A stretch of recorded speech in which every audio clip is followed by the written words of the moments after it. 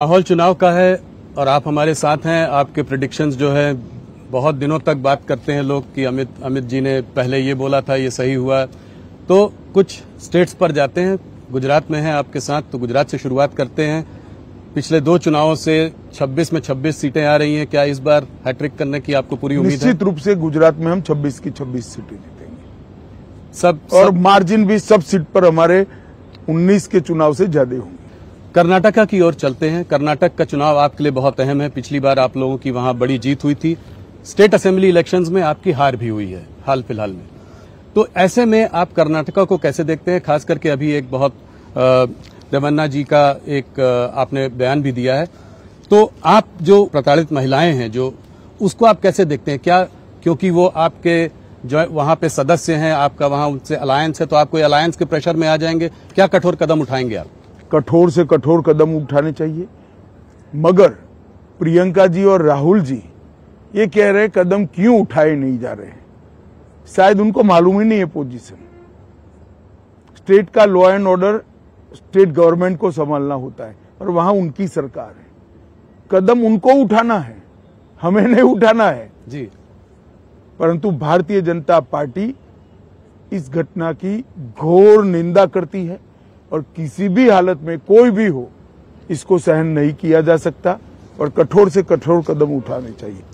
तो अलायंस का कोई प्रेशर नहीं है, कोई उसके दबाव में आप कभी नहीं आएंगे इस मामले में? न हम पर दबाव है, न हम दबाव में आएंगे। एक और कांड हुआ था, नेहा हिरमत वाला किस्सा, जिसको कि एक लव जिहाद का कलर मिला है। कलर नहीं भाई जी, ये पक्का मामला ही लव जिहाद का है। यही मैं आपसे जानना चाहता था, इस पर अगर आप कुछ बता सके, क्योंकि सीएम और होम मिनिस्टर ने कहा ये पर्सनल मामला है। वो अपनी माइनॉरिटी वोट बैंक के कारण ऐसा कह रहे हैं। मुझे एक बात बताइए, बच्ची को, किसी भी बच्ची को कॉलेज में सुरक्षा कैंपस में मिलनी चाहिए या नहीं मिलनी चाहिए? जी। इस तरह से हत्या होती है और उसको पर्सनल मामला बताकर इस सामाजिक दूषण से आप नजरें चुरा रहे हैं केवल वोट बैंक के लिए। उनको तो बम ब्लास्ट होता है, वो भी गैस सिलेंडर का ब्लास्ट लगता है। जब एनआईए जांच लेती है तो पूरा पकड़ा जाता है। बेंगलुरु में 10 साल से बम ब्लास्ट नहीं हुए थे। इनकी सरकार आई, एसडीपीआई का समर्थन लिया और अब बम ब्लास्ट होने लगे। अपनी वोट बैंक की पॉलिटिक्स के कारण कितने नीचे जाएंगे। देश की सुरक्षा, बेंगलुरु की सुरक्षा, कर्नाटक की सुरक्षा, इसको भी कांग्रेस पार्टी ताक पर रख रही है। ऐसे माहौल में जिसके बारे में हम लोगों ने अभी चर्चा की, कितनी सीटें देते हैं आप कर्नाटक में भारतीय जनता पार्टी और उसके गठबंधन को? देखिए, अभी एक चुनाव होना बाकी है जी, मगर मुझे लगता है कि कमोबेश हम हमारी पोजीशन को बरकरार रखेंगे। जितनी सीटें पहली थी उतनी ही आपकी इस बार भी रहेंगी। तो ये तो मतलब बड़ा बयान है आपका। महाराष्ट्र की ओर चलते हैं। महाराष्ट्र में एक अमित जी अजीब सी खिचड़ी बनी हुई है। दो दल टूटे हैं। एक टुकड़ा आपके साथ है, एक टुकड़ा उधर है। ये कहता है हमारा ओरिजिनल है, वो कहता है हमारा ओरिजिनल टुकड़ा है। मगर ऐसे में क्या आपको लगता है कि उद्धव और शरद पवार जी के लिए कुछ सिंपैथी वगैरह थोड़ी वहां हो सकती है? देखिए, महाराष्ट्र की जनता मोदी जी के साथ है जी। जो जो मोदी जी के साथ है उसको वोट मिलेगा, क्योंकि ये चुनाव देश का प्रधानमंत्री कौन बने इस पर लड़ा जा रहा है। दो खेमे स्पष्ट है। एक और नरेंद्र मोदी जी के नेतृत्व में एनडीए है, एक राहुल बाबा और शरद पवार, ममता जी, स्टालिन, तेजस्वी यादव, लालू यादव, इनके नेतृत्व में इंडिया अलायंस है जिसका कोई नेता ही नहीं। अब देश की जनता ने तय करना है कि किस व्यक्ति को चुनना है। एक और 12 लाख करोड़ के घपले घोटाले भ्रष्टाचार करने वाला इंडिया अलायंस है। दूसरी ओर 23 साल मुख्यमंत्री और प्रधानमंत्री रहने के बावजूद भी 25 पैसे का जिस पर आरोप नहीं लगा, ऐसे नरेंद्र मोदी है। एक और गर्मी आते ही छुट्टी पर जाने वाला दल है, विदेश में छुट्टी पर जाने वाला, क्योंकि यहाँ गर्मी बहुत ज्यादा होती है। और दूसरी ओर 23 साल तक दीपावली के दिन भी छुट्टी न लेकर सरहद पर जवानों के साथ दीपावली मनाने वाले नरेंद्र मोदी है। एक और अपने बेटे, बेटी, भतीजे, बहुओं के लिए काम करने वाले राजनीतिक दल है। दूसरी ओर देश के गरीब, महिला, किसान, युवा के लिए काम करने वाले नरेंद्र मोदी हैं। 41 सीटें थी आपकी पिछली बार गठबंधन की, इस बार आप नतीजे आने दीजिए, आप चौंक जाएंगे, वहीं से 400 होता है। तो महाराष्ट्र से आपको पूरी उम्मीद है कि 41 से पक्का हम देखिए, आंकड़ा 41 का 40 हो जाए या 42 हो जाए, कमोबेश यही परिणाम रहेगा। महाराष्ट्र, मध्य प्रदेश, उत्तराखंड, जम्मू कश्मीर, दिल्ली, गुजरात, कर्नाटक हम 100% रिपीट करेंगे। उत्तर प्रदेश हम 5 से 7 सीट की बढ़ोतरी करेंगे। ओडिशा हम 16 के आसपास जा सकते हैं और 16 और आसाम में भी 12 के ऊपर चले जाएंगे, 12 भी हो सकती है। बंगाल हम कम से कम 30 सीट जीतेंगे।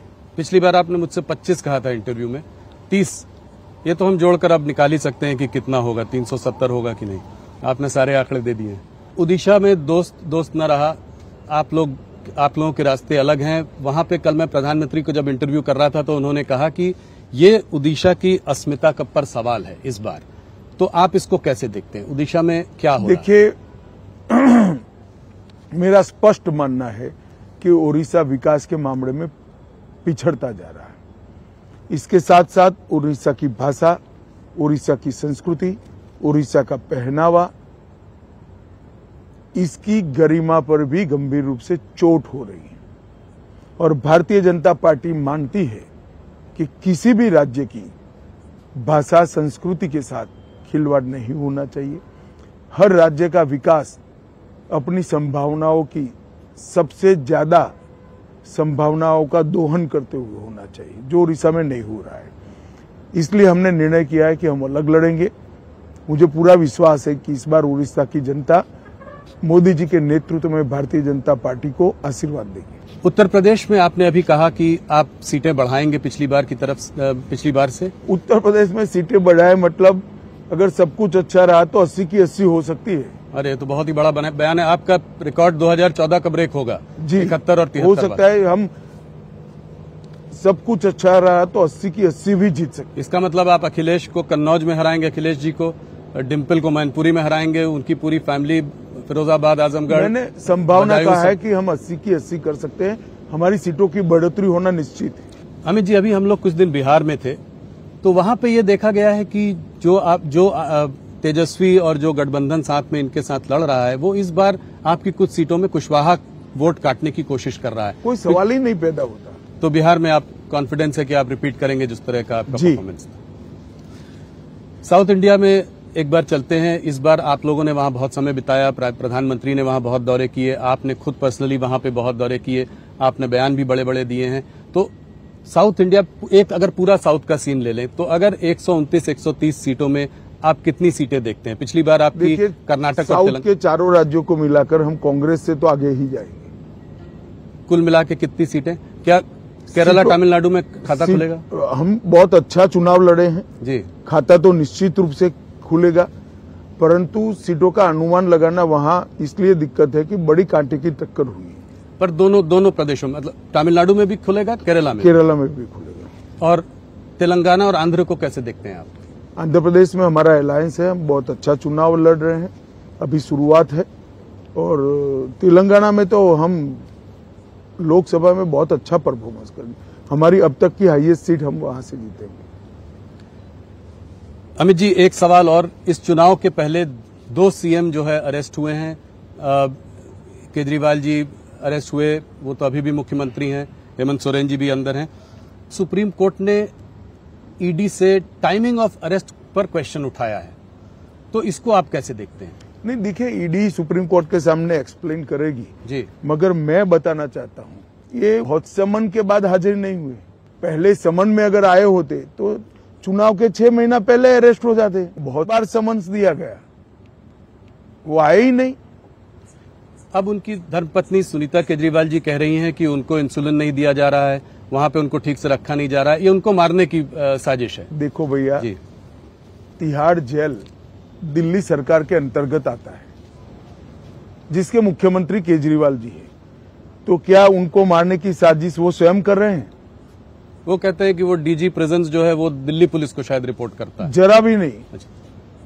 प्रिजन सीधा दिल्ली सरकार को रिपोर्ट करता है। तो इसमें आपका कोई सवाल ही नहीं पैदा होता।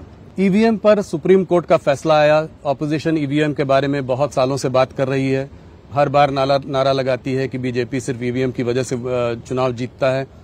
अब आप लोग वन नेशन वन इलेक्शन की बात कर रहे हैं, ये लोग ईवीएम की बात कर रहे हैं। देखिए, आप क्या ये कर पाएंगे वन नेशन वन इलेक्शन? मैं पहले एक बात स्पष्ट कर दूं जी। राहुल गांधी जी जो बोलते हैं वो सोच विचार कर नहीं बोलते हैं। अगर हम ईवीएम के कारण जीतते हैं तो तेलंगाना में क्यों हारे, तमिलनाडु में क्यों हारे, केरल में सालों से क्यों हार रहे हैं, हिमाचल में क्यों हारे, बंगाल में क्यों हारे? या तो राहुल गांधी ने स्पष्ट करना चाहिए कि ईवीएम से आए नतीजों में हम जीतते हैं तो भी शपथ नहीं लेंगे जी। जीतते हैं तो नए कपड़े पहनकर शपथ ले लेते हैं, हारते हैं तो ईवीएम पर ठीकरा फोड़ते हैं। किस प्रकार की राजनीति है भैया? जब आप जीतते हो तब ईवीएम सही है, जब हारते हो तो ईवीएम नकारा है। क्या देश की जनता ये सब नहीं समझती? क्या देश की जनता इसको समझती है? मगर मुझे तो आश्चर्य हो रहा है, इतनी बड़ी पार्टी अपने नेता के एडवाइजर क्यों नहीं बदलती है? मैं दूर से देखता हूं, मुझे आश्चर्य होता है। खैर छोड़िए, वो उनकी पार्टी का सवाल है। वन नेशन वन इलेक्शन हमारा संकल्प पत्र का मुद्दा है और हम उसको जमीन पर उतारने का पूरा प्रयास करेंगे। तो अगला चुनाव 2029 वन नेशन वन इलेक्शन होगा। देखिए, तो संसद को निर्णय करना है, परंतु भारतीय जनता पार्टी पार्टी जरूर प्रयास करेगी और उसको जमीन पर उतारेगी। अमित जी, थोड़ा हटते हैं, कुछ अंतर्राष्ट्रीय मुद्दों पर भी बात करते हैं। वॉशिंगटन पोस्ट पर एक आर्टिकल आया है, उसमें जो है उन्होंने कहा है कि रॉ, जो हमारी इंटेलिजेंस एजेंसी है, रॉ प्लॉट कर रही थी कुछ टेररिस्ट को यूएस में मारने का वहां पे, और उन्होंने कहा ये जो है ये डार्क साइड ऑफ मोदी सरकार है। इसका पहले कनाडा में भी आपको पता है। देखिए, इस प्रकार की रिपोर्ट के आधार पर, इतनी गंभीरता से मीडिया के रिपोर्ट के आधार पर नहीं सोचना चाहिए। अगर कोई कॉन्क्रीट आरोप है तो एजेंसियां उसका जवाब देगी। अगर कोई सरकार डिप्लोमेटिक मेथड से हमारे साथ चर्चा करती है तो हम इसका जवाब देंगे। कनाडा में निज्जर के मर्डर पे भी ये बात हुई थी कि जो है ऐसे आरोप मीडिया में लगने से मैं नहीं मानता कोई गंभीर सवाल खड़े होते। इसी से जुड़ा हुआ एक और रिपोर्ट आई थी, वो गार्डियन पब्लिकेशन में थी। उसमें था कि पाकिस्तान में 20 टेररिस्ट को जो है इंडिया ने, फिर रॉ की बात थी, कुछ लोगों को इस्तेमाल करके वहां पे उनको मारा, टेररिस्ट को वहां पे मारा पाकिस्तान सॉइल में। इसको आप क्या कहेंगे? देखिए, किसने मारा ये तो ढूंढने का सवाल है, परंतु मैं इतना निश्चित रूप से मानता हूं कि ये तो एक्सपोज हो ही गया कि पाकिस्तान की सॉइल पर भारत में आतंक फैलाने वाले लोग थे। प्रधानमंत्री जी भी कह रहे हैं, आपके काफी वरिष्ठ नेता भी कह रहे हैं कि अब ये भारत वो भारत नहीं रहा जो कि खड़ा होकर साइड से तमाशा देखेगा। ये भारत वो है जो घर में घुस कर मारता है। इस पर आपका क्या विचार है? निश्चित रूप से सर्जिकल स्ट्राइक और एयर स्ट्राइक करने के बाद पूरी दुनिया समझ गई है कि भारत की सीमा और भारत की सेना इसके साथ छेड़खानी नहीं करते, वरना जवाब मिलता है। अमित जी, कश्मीर पर एक सवाल, क्या कश्मीर पे बीजेपी कश्मीर में चुनाव लड़ेगी? आपने कहा है कि आप वहां पर आवाम का दिल जीतना चाहते हैं, तो ये सीधा सवाल है, इसका आप क्या जवाब देंगे? अभी पार्टी ने तय नहीं किया है, पार्टी तय करेगी, परंतु हम जम्मू में परंपरागत रूप से लड़ते ही रहे। ऑपोजिशन की नींद उड़ाने में के लिए आप जाने जाते हैं, आप सो पाते हैं कि नहीं? मैं कभी नेगेटिव सोच के साथ काम नहीं करता। मैं मेरी पार्टी को जिताने के लिए काम करता हूं। हाँ, इससे किसी की नींद उड़ती है तो वो उनका प्रॉब्लम है। मेरी पार्टी को जिताना, मेरी पार्टी के लिए काम करना, ये मेरा दायित्व है और मैं उसको बहुत अच्छे तरीके से करता हूं। अमित जी, आप हमारे संग जुड़े, आपने हमारे सवालों का जवाब दिया, साबरमती तट तक आप आए और यहाँ पे आपने हमसे बातचीत की, उसके लिए आपका बहुत बहुत धन्यवाद।